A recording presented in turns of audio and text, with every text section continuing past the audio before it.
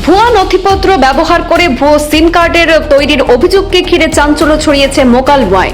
এই ঘটনায় এক ব্যক্তিকে আটক করেছে নলবাড়ি পুলিশ।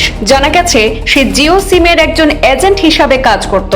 অভিযোগ উঠেছে ভুয়া পরিচয় অথবা জাল নথিপত্র ব্যবহার করে সিম কার্ড তৈরির প্রক্রিয়ার সঙ্গে আটক আব্দুর রেজেক জড়িত ছিল। বিষয়টি সামনে আসার পরেই নড়েচড়ে বসে মোকালমোয়া পুলিশ সূত্রে জানা গেছে এর আগেও একই ব্যক্তিকে দুবার আটক করা হয়েছিল। এবার ফের তাকে আটক করে ঘটনার বিস্তারিত তদন্ত শুরু করেছে পুলিশ।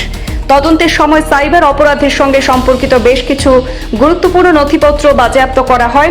এই নথিপত্রগুলির মধ্যে কি ধরনের তথ্য রয়েছে, সেগুলি কিভাবে ব্যবহৃত হয়েছে তা খতিয়ে দেখা হচ্ছে বলে জানানো হয়েছে। সবচেয়ে গুরুত্বপূর্ণ বিষয় হলো ভুয়ো পরিচয় বা জাল নথিপত্র ব্যবহার করে সিম কার্ড তৈরি করা হয়ে থাকলে সেই সিমগুলি কোথায় এবং কি উদ্দেশ্যে ব্যবহার করা হয়েছে তা জানার চেষ্টা করছে তদন্তকারী দল। এই ঘটনায় আরো কেউ জড়িত রয়েছে কিনা কিংবা এর পেছনে কোনো বড় চক্র কাজ করছে কিনা সেটিও খতিয়ে দেখা হচ্ছে। পাশাপাশি বাজেয়াপ্ত করা নথিপত্রের সূত্র ধরে তদন্ত কোন দিকে এগোয় সেদিকেও নজর রয়েছে।